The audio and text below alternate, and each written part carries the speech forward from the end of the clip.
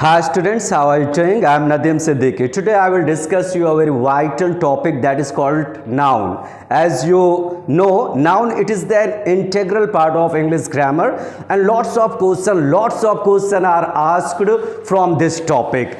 And the topic is very complicated for some students and for some students it's very easy.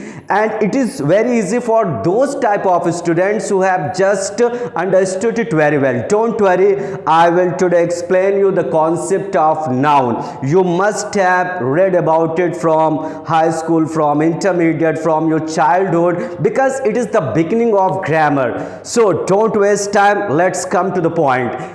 Now you can see here, what is this? This is a noun. First of all, we have to understand the definition of noun, because when we study anything, suppose that it may be noun, it may be adjective, it may be verb, it may be pronoun, it may be any topic of grammar. First of all, we have to understand the definition of noun. First of all, we have to understand the definition of any topic, because definition, I mean to say, when we just read, when we give the definition of any topic, the concept to some extent it's clear. Lots of people give different types of definition. Definition must be your own. Don't copy any stereotype definition. Don't copy any just repeated definition, because I have heard lots of teachers saying the definition of noun. Noun is a name of place, person or things, and lots of students are also just having this type of definition in their mind.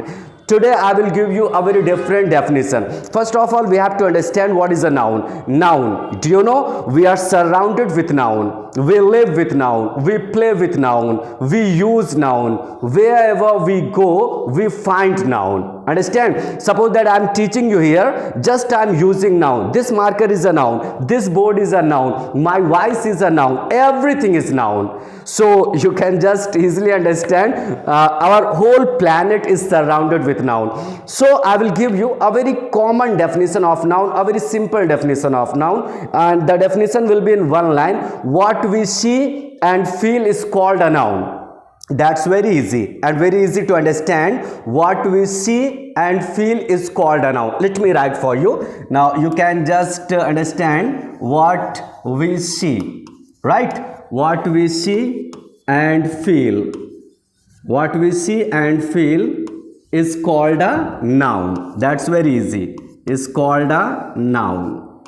My point is clear to you? What we see and feel is called a noun. That's right. And some people say noun is a name or place, person or thing. That is also good, but it is completely different. Try to be innovative. Try to be innovative in your approach. If you want to crack any examination, you have to do something different. Understand? So now, according to me, the definition of noun is what we see and feel is called a noun. Suppose that I am standing here, I see lots of things, that is called a noun. I am just seeing the fan, I am seeing you, I am seeing the chair, that is noun. Sometimes there are some things which we can't see, we can only feel. For example, now suppose that the smell is coming up. Now suppose that someone is cooking something very delicious and the smell is coming out, right? So smell is also a noun, but we can't see. Suppose that now the fan is moving, right? My body is just having wind on my body.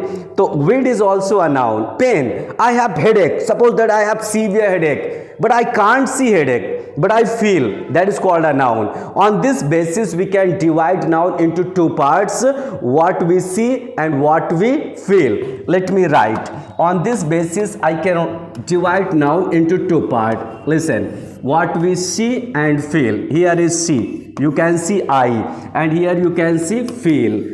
And you have to fill. You have to give some words. You have to give some nouns. Suppose that pen. This is also a noun because I can see. And suppose that book. Book is also a noun. That's right. Suppose that bus. Bus is also a noun. Suppose that bike. Bike is also a noun. Suppose that copy. Copy is also a noun. There are lots of things, but we can't write each and every one. Now listen, pen. Pen is also a noun because we can see. Book is also a noun. Bus is also a noun. Bike is also a noun. Copy is also a noun, etc. And what we feel is also called a noun. Suppose that pain. pain, right? We feel it. It is also a noun. Suppose that wind, we feel. This is also a noun. Suppose that fear. Let me write here. Fear is also your noun. Fear, okay? And suppose that honesty. Honesty, we cannot see it. Honesty, we cannot see it. We just feel it. It is also called a noun. Let me write one more thing. Cowardice.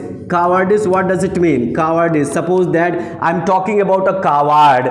He is having cowardice, but we can't see. We can feel, right? Suppose that he is afraid of doing anything. Just I say this person having lots of cowardice. Cowardice is also your noun, but that noun cannot be seen. Right, it can only be felt. So on this basis I have divided noun into two parts. One part is called that noun which we can see, and the noun which can't be seen. On this basis you can divide noun into two parts, countable and uncountable. I will talk about all categories of noun, proper noun, common noun, material noun, abstract noun later on. But on this basis I am going to discuss there are two types of noun. One is called countable and one is called uncountable. Now this noun, I am going to say the noun which we can see, it is countable noun. Countable noun means, you know, the noun which can be counted. For example, 1 2 3 4 5 like this, that is called countable noun. Is it clear? Suppose that book, pen, you can count, bus you can count, bike you can count, copy you can count. But on the other hand, if I talk about such types of nouns which we feel, it is called uncountable noun, because we cannot turn these type of nouns into plural. Something which cannot be turned, something which cannot be counted, how can it turn be into plural? That is impossible. Suppose that you find the example pain, and suppose that somebody is just using pains. That is wrong. That is wrong. But on the other hand, there are some types of nouns, when they accept yes or yes, they change their meanings. I will talk about it later on. Now first of all, we have to understand on this basis countable and uncountable noun. On this basis we have to understand countable and uncountable noun. That is right, countable and uncountable noun. Okay.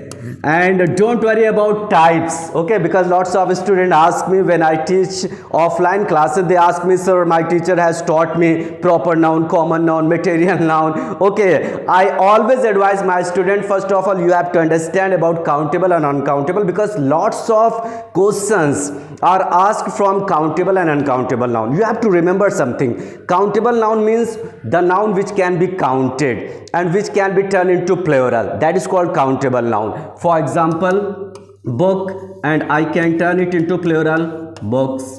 Understand? For example, books, okay, books. And for example, copy. This is your countable noun. It can be turned into plural, copies. For example, man. Man can be counted and it can be turned into plural, men. Similarly, child. Child is countable noun. It can be turned into plural, children. And I will also tell you the method of turning singular noun into plural. But I will talk about them later on. First of all, we have to understand the concept. What is countable? What is uncountable? I hope the point is clear. Countable noun means which can be counted and which can be turned into plural. But on the other hand, if we talk about uncountable noun cannot be counted. That's why it is always used in singular. For example, pain. Pain is uncountable noun, right? Similarly, love is also uncountable noun. Similarly, bravery. If I talk about bravery is also uncountable noun. And we cannot say pains, we cannot say loves, we cannot say braveries. Suppose that wisdom, this is also uncountable noun, and we cannot say wisdoms. That is wrong. And similarly, if we talk about furniture, lots of time this word has appeared in different types of examination. Furniture is also uncountable noun. When I talk about furniture, lots of students are confused. Sir, we can count furniture. Okay, I ask my student, okay, please stand up and count. They start counting 1 2 3 4 5 like this, and I always advise them and I always correct them that you are counting bench, you are counting table, you are counting chair, you are counting stool. But what is furniture? Furniture, it is a collection of wood. It is a collection collection of wood, right? Wood items. So on the whole I am talking about furniture. Now suppose that separate unit can be counted, for example bench, for example desk, for example table, for example stool.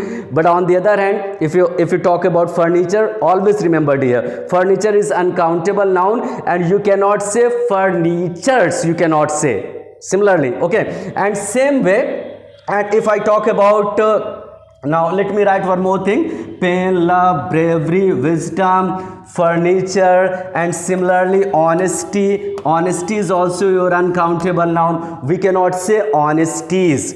So I hope that is clear. Countable and uncountable noun. Countable noun, once again, countable noun means which can be counted and which can be turned into plural. But on the other hand, if you talk about uncountable noun is always used in singular. Now just remember, if you find uncountable noun in your examination, right, I'm talking about uncountable noun because lots of questions are asked from uncountable noun in different types of examination, whether you are preparing for SSC, whether you are preparing for bank, whether you are preparing for NDA, whether you are preparing for CDS. It may be any examination, because noun, it is very important topic. If you find uncountable noun, and with uncountable noun if you find s or es, that is wrong. If with uncountable noun you find a or n, that is wrong, because how it is possible, the noun which cannot be counted, how can you put a or n before it? Remember, we cannot use s or es with uncountable noun, we cannot use a or n with uncountable noun, and we cannot use many with uncountable noun. There are three things which you have to keep in your mind always. Now first thing, let me repeat. First thing, you cannot turn uncountable noun into plural, you cannot use a or n with uncountable noun, and you cannot use many with uncountable noun. And one more thing, if your uncountable noun is your subject, the verb is plural, the verb is always plural, never use, the verb is always singular, never use plural verb, because your uncountable noun is singular. Is it clear? Let me write you some example. Suppose that somebody is saying, I have an advice for you. This is your example. I have an advice for you. And now you have to understand, I have an advice for you. Somebody is saying, I have an advice for you. Let me divide just like this. A, B, and this portion is called C. Where is the problem? The problem is B portion. Why? Because advice, it is your uncountable noun. Advice, always remember, it is uncountable noun. Okay? If you don't know, please remember, advice is uncountable noun. This is uncountable noun. I just told you, with uncountable noun you cannot use a or n. That is wrong. We cannot use a or n with uncountable noun. If you want to use a or n, first of all you have to turn uncountable noun into countable noun. Advice is uncountable noun. If you wanna turn it countable noun, you have to say just like this, a piece of advice.